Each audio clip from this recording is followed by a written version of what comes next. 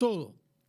Y los puntos en los que ha habido bloqueos de carreteras, que es una actividad ilegal en sí misma y que naturalmente expone al riesgo a las personas que se están transportando y que se ven obligadas a pasar días, horas, sino días, a la espera de un desbloqueo.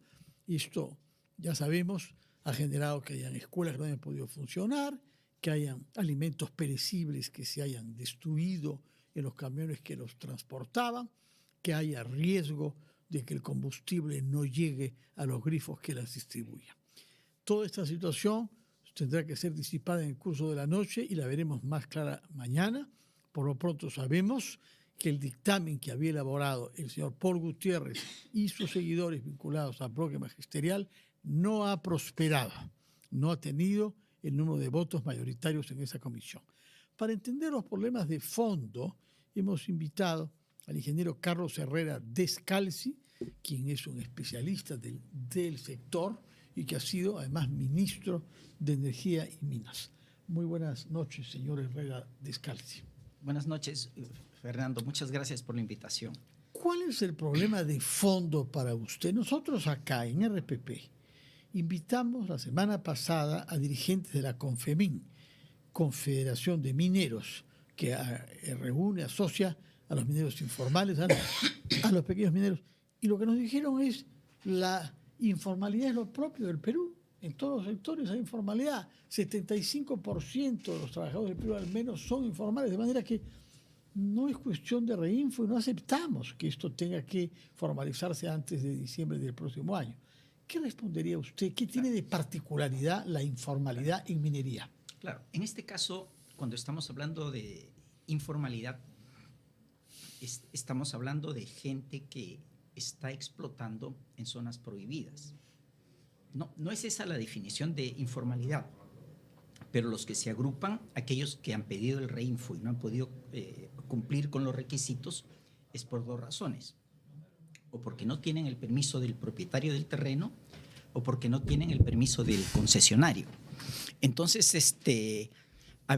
aceptaríamos como una figura de informalidad que lleguen mineros, entre comillas, informales, a la concesión de un tercero, contra su voluntad, trabajen, exploten ahí, hagan daño ambiental y luego, para colmo, venga la autoridad ambiental del Estado, de un Estado que no lo protege, y esa autoridad ambiental multe al propietario,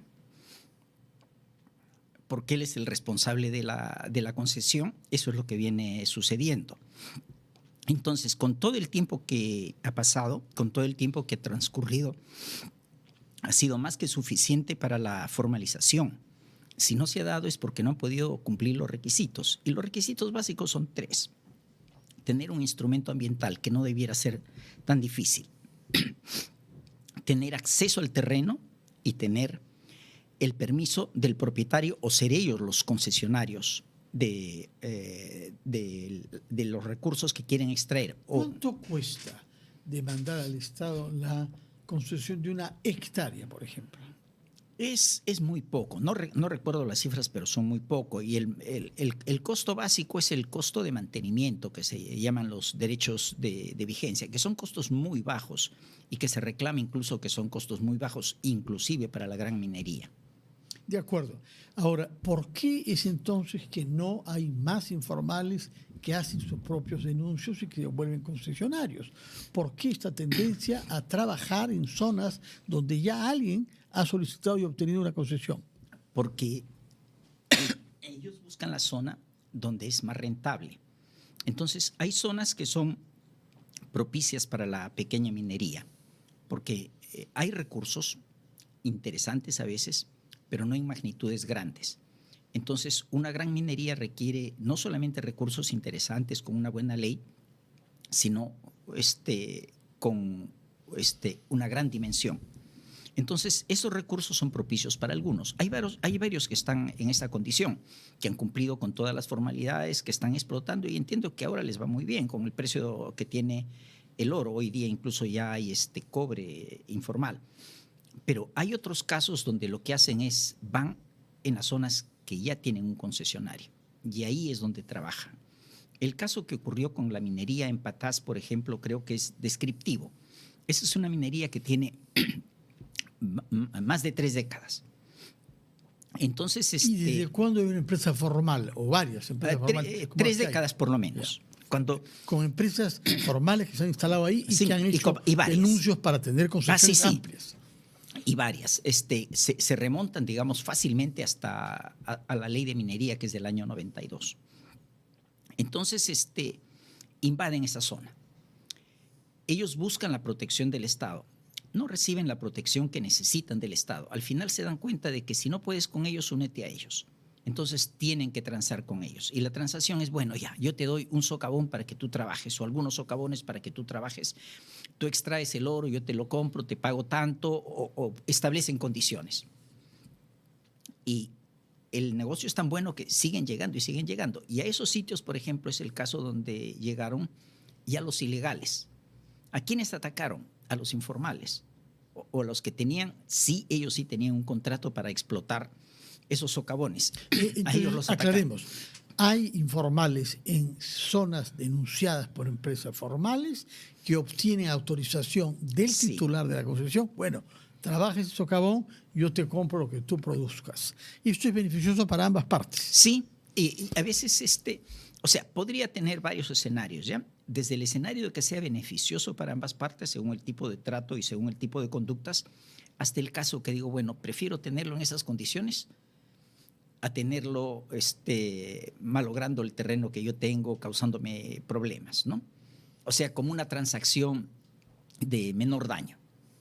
Podrían ser esos los escenarios, pero hay otros escenarios en los que simplemente entran y no ocurre nada. Entonces, ¿quiénes vienen a ser los que se mantienen como informales, los que no pueden obtener las condiciones? Porque la facilidad de poder comprar explosivos, de poder comprar sustancias químicas cuando se necesitan, o la misma facilidad de cuando necesitan transportar los minerales para ser tratados en plantas, es la ventaja de ser formales.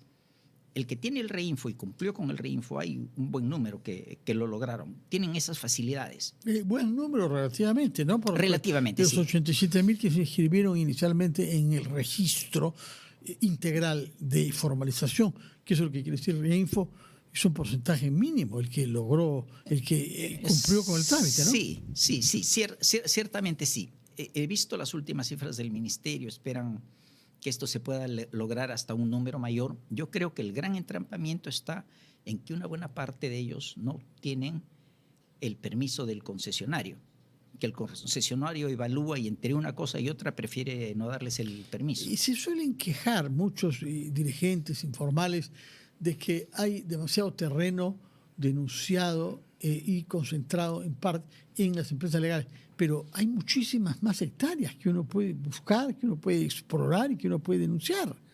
Claro, pero el negocio está en ir donde están seguros de que hay. Bueno, entrar a algo que ya ha sido explorado por otro, sí, en donde ya hay indicios de que hay minerales. O que podría venir de la antigüedad. Podrían haber casos como estos, ¿no? Los que llaman de mineros ancestrales, que ellos estaban en una zona, entonces vivían en esa zona, pero puede ser una zona muy buena y con muchas perspectivas. Entonces la tomó una gran minera y está en estos momentos bajo esa gran minera. Ya no les es permitido explorar ahí. Entonces ahí es cuando viene la queja y ahí es cuando viene un tema que sí es atendible, ¿no? De decir, bueno, nosotros fuimos mineros ancestrales, estuvimos en estas zonas, el Estado las ha dado en concesiones a otras y ya no podemos trabajarlo. ¿Y qué se puede hacer en esos casos? Yo creo que son casos individuales, específicos, si los que existen, que debería trabajarlos el ministerio directamente con el concesionario y con los pequeños, pero estamos hablando de pocos casos, no pueden ser casos generales, ¿no? Y lo que ahora entendí que se pretendía hacer es una suerte de servidumbre, ¿no? Que van y les tienen que dar. Y el argumento de que se da demasiado y que no se puede dar por tiempos muy largos no es un argumento válido, porque un proceso minero es un proceso muy largo. Incluso son muy, muy pocos los emprendimientos iniciales que finalmente se concretan en un proyecto real, importante, valioso para el Y país. si las concesiones son amplias es porque no es seguro de hallar las vetas que legitimen la inversión. Claro. Y al interior del terreno concesionado uno va buscando. Y eso requiere que haya amplitud. Claro, si uno piensa, por ejemplo, si uno fuera un minero que va a invertir y piensa en un proyecto de esta naturaleza, entonces va a llegar a iniciarlo y quiere explotarlo durante N años. ¿Qué pasa si uno llega al inicio y ya no tiene la concesión? O invirtió durante años y ya no tiene la concesión y viene otro y lleva la concesión. Entonces nadie invertiría, nadie correría ese riesgo. Entonces quien quiere correr el riesgo quiere tener la seguridad de que el dinero que está invirtiendo lo puede recuperar merced a que mantiene los derechos sobre el terreno y no los mantiene gratis. Paga por los derechos, ¿no? Incluso los derechos van creciendo y llega un momento que llegan a ser altos. Entonces las empresas a veces prefieren pagar esos valores y mantenerlos porque es su interés, es su visión de largo plazo. Ahora, el otro gran tema es si la calidad de informal en proceso de formalización que supone está escrito en el Reinfo ha sido usado para que ilegales pretendan actuar. Claro. Explíquenos cómo se produce este fenómeno, porque es diferente de lo que hemos hablado hasta ahora, de ancestrales, pequeños informales, a directamente ilegales, que son los que actúan sin ninguna autorización y sin una voluntad de formalizarse y en zonas prohibidas, porque son cabeceras de cuencas, porque son reservas naturales o porque son también reservas arqueológicas, ¿no? Claro. Hay unos elementos básicos para poder ejercer la minería la que existe en Patás, ¿no? Uno de ellos es contar con los elementos básicos, los explosivos, porque si está en sus socavones y se va a extraer de socavones se requieren explosivos. Y el segundo tema, de ahí va a salir un mineral con una cierta ley. Cuando hablamos de una ley, hablamos de cuántos gramos hay en una tonelada de mineral. Entonces, Yanacocha se explota con alrededor de 1 gramo por tonelada. Eso nos da una idea de la enorme cantidad de mineral que hay que mover, que hay que transportar y que hay que procesar para poder obtener 1 gramo de oro. En zonas como Patás podrían ser 10, 20 veces eso, que ya sería una cifra bastante, bastante buena. Pero entonces, ese mineral hay que transportarlo a una planta procesadora, hay que ir a una planta procesadora. Entonces, en el trayecto de transportar o en aquello que significa poder obtener los explosivos y poderlos transportar, hay una serie de permisos y hay que pasar por sitios que debieran tener una vigilancia. Entonces, si se pasa por esos sitios y se tiene el permiso, que es el Reinfo, o sea, la promesa de que me voy a terminar de formalizar de tantos años, los dejan pasar. Si no, no los dejan pasar. Entonces, eso tiene un valor comercial. Los permisos pueden estar dados para pequeños mineros, para mineros artesanales, pero pueden ser usados, comercializados por ellos mismos, pueden ser usados por mineros ilegales. Y esa es en general la forma en que tiene lugar la minería ilegal, ¿no? Hemos hablado hasta ahora de la minería de socavón, que requiere de explosivos sobre todo, y que es la que vemos en la sierra. Pero el Ministerio hace referencia también a otro tipo de minería en ríos, llamada aluvial, y que está sobre todo asociado en nuestro imaginario con Madre de Dios, porque lo hemos visto desde hace años, desde la época en que el responsable de la lucha contra la minería ilegal era el general Urresti, hay que recordarlo, quien por primera vez destruyó y bombardeó dragas. De esto hace más de 10 años. Pero entre tanto, hay minería de ese tipo ilegal, porque en los ríos hay que usar elementos químicos que contaminan el agua que naturalmente echa a perder los cultivos, la vegetación en la Amazonía y eventualmente el agua de las ciudades, como es el caso del río Nanay. Para mí es particularmente escandaloso que relativamente cerca de la ciudad de Iquitos, que tiene 500.000 habitantes, y pese a la presencia de buques de la Marina de Guerra del Perú, sigan habiendo dragas en el río Nanay, que es de muy pequeño trayecto. Explíquenos, por favor, las particularidades de la minería aluvial. Claro, la minería aluvial vienen a ser los restos de oro, pequeñas cantidades de oro que son arrastrados por los ríos en su recorrido, ¿no? Los ríos en su trayecto sobre la superficie de la tierra arrastran todo lo que encuentran a su paso y eso finalmente termina en el mar.